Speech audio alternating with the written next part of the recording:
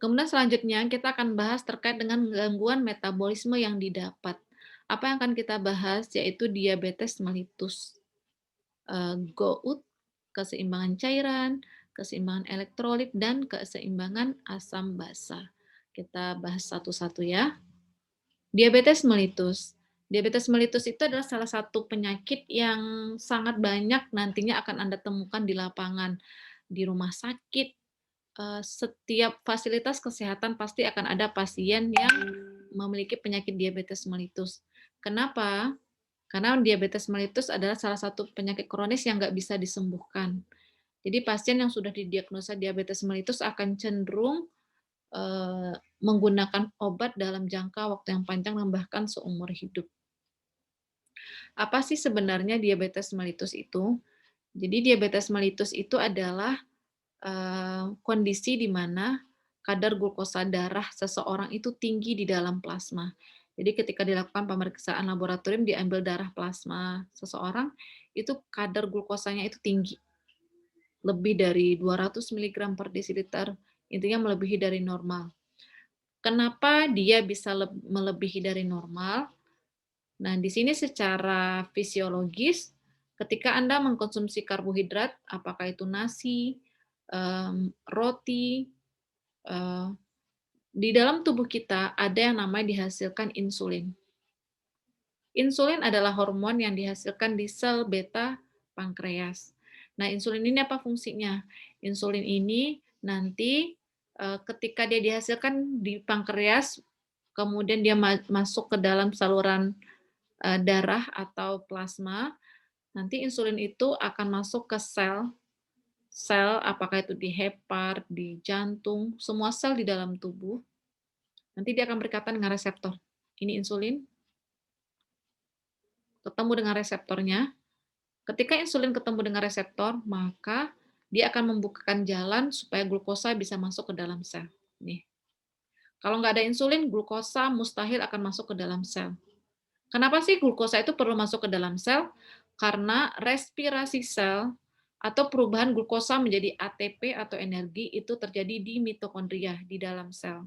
Jadi glukosa itu perlu masuk ke dalam sel supaya tubuh menghasilkan energi. Pada pasien diabetes mellitus, ada terbagi atas dua, tipe 1, ada yang tipe 1 ya, tipe 1, kemudian ada yang tipe 2. Tipe 1 itu adalah pankreasnya rusak. Jadi sel beta pankreasnya rusak sehingga tidak bisa menghasilkan insulin. Pada kondisi ini, pasien harus seumur hidup injeksi insulin. Karena dia benar-benar tidak ada insulin, jadi perlu dihasilkan dari luar. Nah, itu adalah tipe 1. Kalau tipe 2, biasanya terjadi karena perubahan pola hidup, meningkat dengan bertambahnya usia, si pankreasnya itu masih bisa menghasilkan insulin, namun jumlahnya nggak banyak.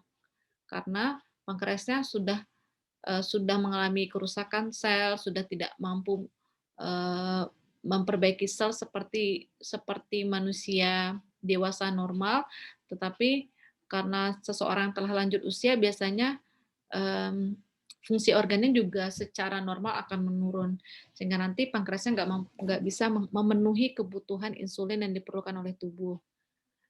Kemudian, eee, tipe 2 juga bisa terjadi apabila insulin yang dihasilkan ada, tetapi sudah tidak sensitif dengan reseptor. Jadi kalau bisa saya ibaratkan, insulin dengan reseptor itu seperti, kunci dengan gembok. Jadi insulin adalah kuncinya, gemboknya adalah si reseptor. Jadi ketika kunci ketemu dengan gemboknya bisa ketika klop, maka pintu akan terbuka. Tetapi, jika kunci ketemu dengan gemboknya, tapi kadang-kadang gemboknya itu agak longgar atau sudah mulai, ada yang bagian-bagian dia nggak bisa ini, nggak dia ketemu nih, pintunya kita buka pakai kunci yang sama, tapi mungkin, gemboknya ada yang rusak atau dia mulai longgar sehingga nggak sensitif nih si insulinnya, mengakibatkan glukosa nggak bisa masuk.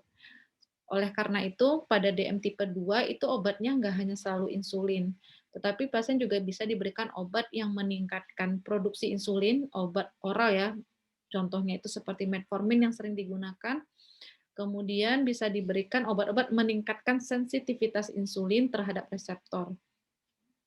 Seperti ini ya, kalau ini kan contohnya the cell doesn't respond to insulin, artinya dia nggak sensitif. Atau resistensi glukosa cannot enter cell efficiently.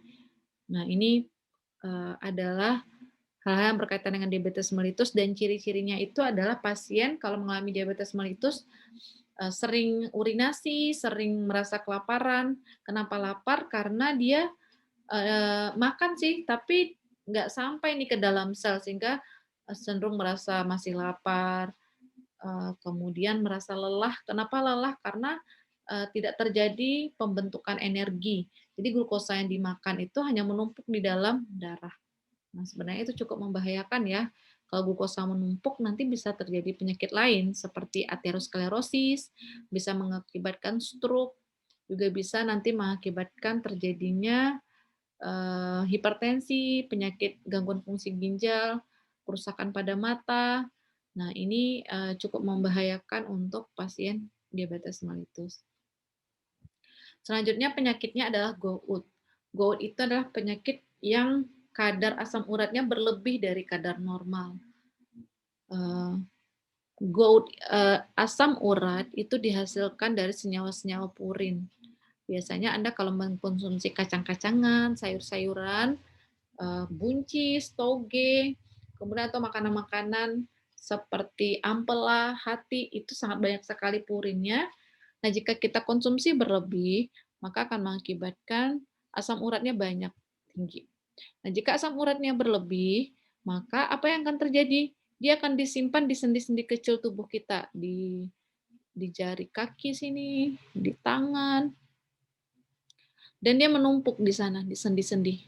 Menumpuk di sendi-sendi, itu sangat menyakitkan. Kenapa timbul rasa nyeri dan meradang?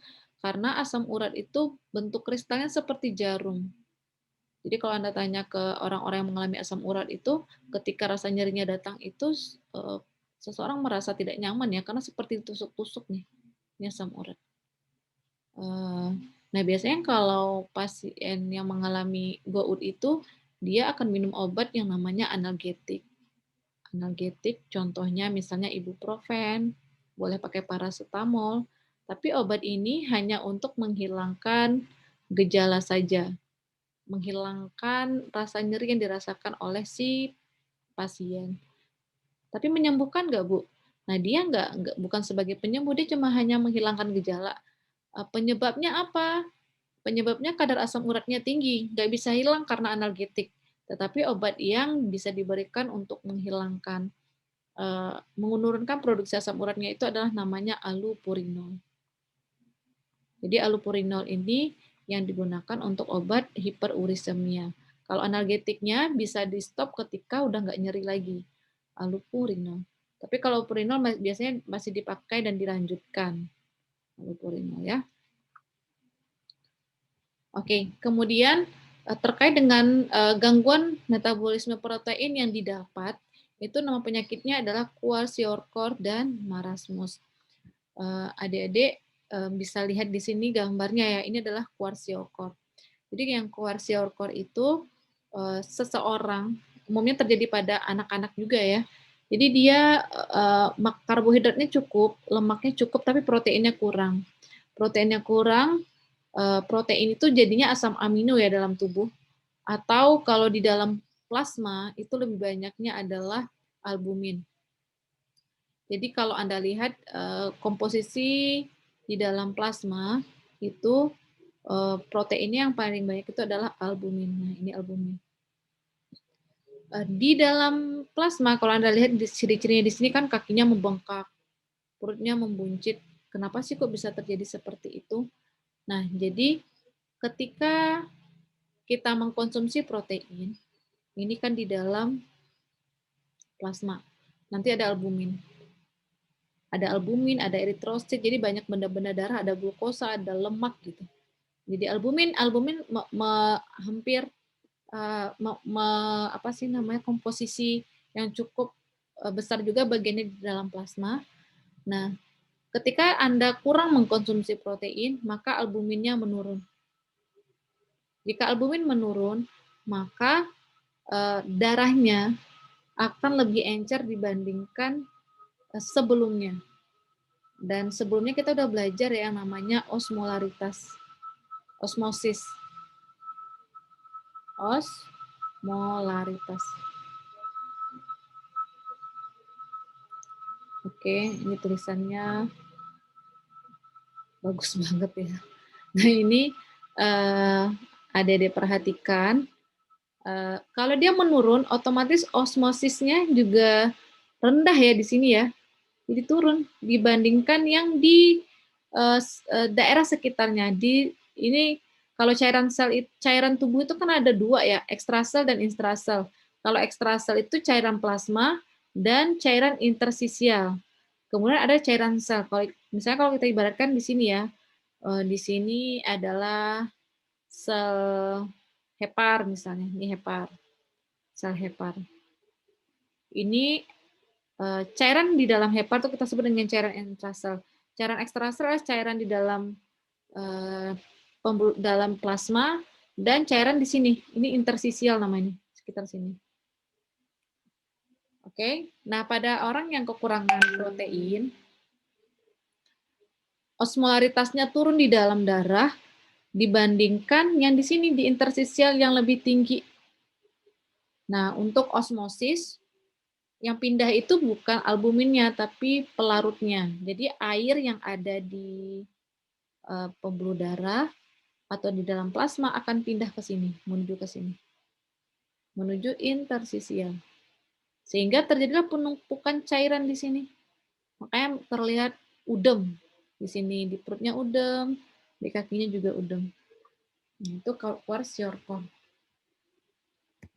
Kemudian kalau marasmus, ada diperhatikan di sini, dia benar-benar kurus, tidak ada pertumbuhan karena memang rambutnya nggak tumbuh, terus ini apa sih jatuhnya orang yang kelaparan ya, daerah-daerah konflik, daerah-daerah peperangan kan biasanya sumber makanan sangat minim sekali.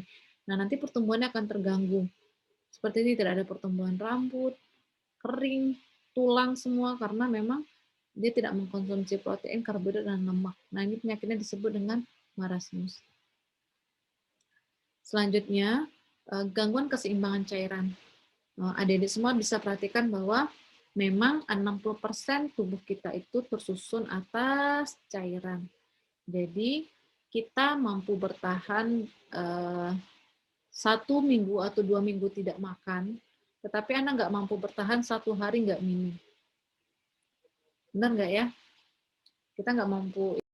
Jadi Anda mampu bertahan dengan tidak makan 1 atau 2 minggu nggak akan menyebabkan kematian, tapi Anda nggak mampu bertahan jika satu hari nggak minum. Karena memang komposisinya lebih banyak cairan ya dalam tubuh kita. Dan akan membahayakan bagi seorang anak-anak jika dia mengalami dehidrasi. Jadi pada bayi itu nggak boleh banget dehidrasi ya.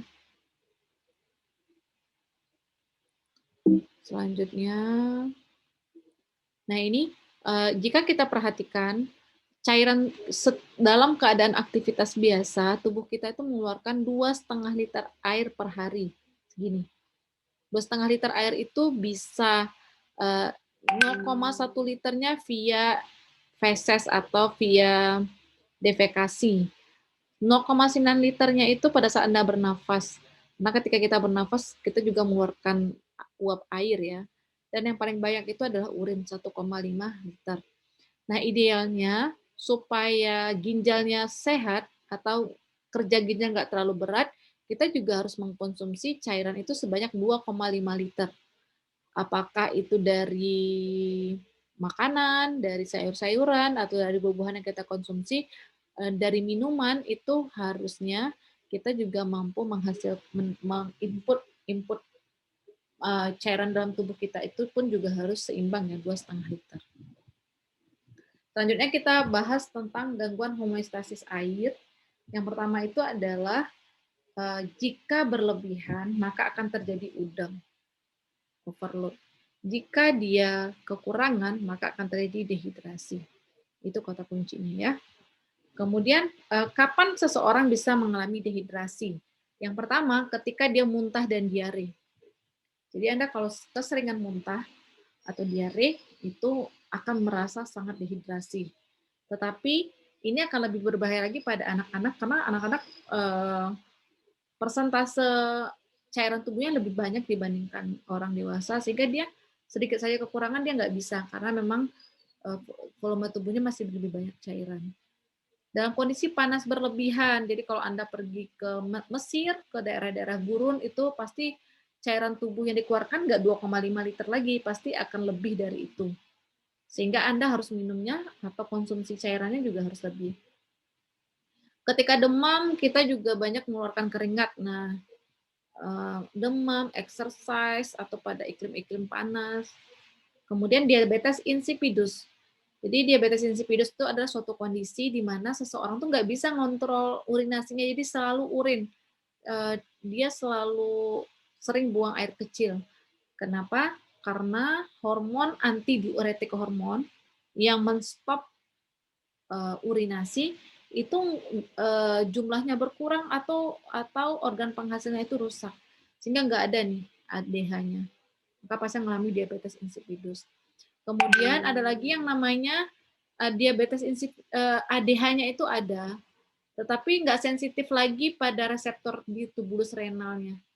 Sehingga juga sama ya, nggak sensitif, berarti nggak ada efek farmakologinya, sehingga seseorang akan mengalami namanya nephrogenic diabetes insipidus. Selanjutnya apalagi diuresis. Jadi Anda kalau minum obat-obat diuresis seperti furosemid, hidrokortiazid, itu pasti jumlah urin yang dikeluarkan meningkat. Dan jika ditotalkan cairan tubuh kita yang dikeluarkan nggak lagi 2,5 liter, pasti akan lebih dari itu. Sehingga kalau seseorang yang mengkonsumsi obat diuretik, berarti dia juga harus diingatkan untuk menjaga volume atau meningkatkan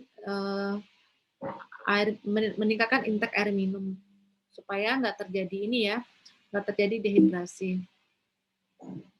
Kemudian klasifikasi udem, nah ini seperti yang saya bahas tadi ya, intinya kan harus osmolaritas ya, harus seimbang.